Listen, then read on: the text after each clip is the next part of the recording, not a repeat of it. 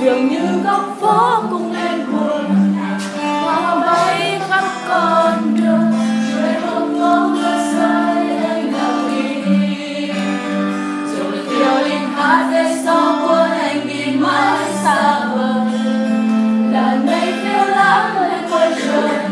tìm em,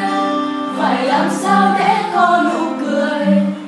Mưa mưa lại đang nào nào, chiều nay không có mưa rơi,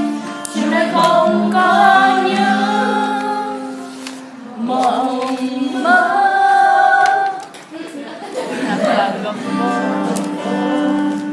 Hoàng hiên dài trong mắt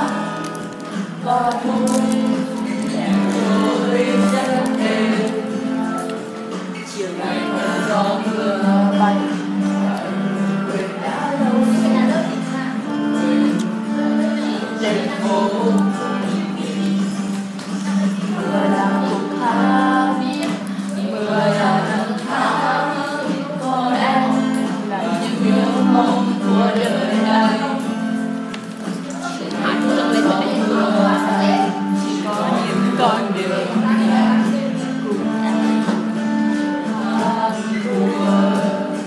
chiều nay không có mưa rơi ướt trên đôi bờ vai, chiều nay không có em cười như lúc xưa, dường như góc phố cũng biết buồn, hoa bay khắp con đường, chiều nay không có mưa rơi anh lặng im, rồi violin hát về gió cuốn anh đi mãi xa vời, làm mây phiêu lãng lên khơi trời tìm em, phải làm sao để có nụ cười. Một ngày mưa bay nắng nào, chiều nay không có mưa rơi,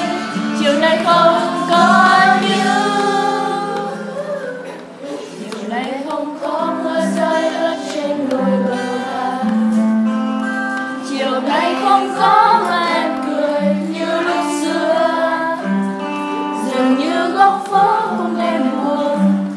hoa bay khắp con đường, chiều nay không có mưa rơi anh lặng im,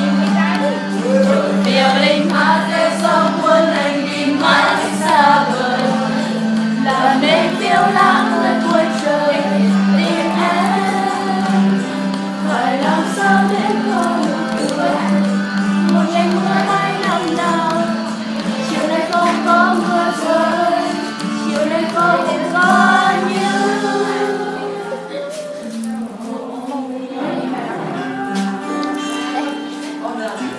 tới tập lại bài cho để làm đồ rõ con để chờ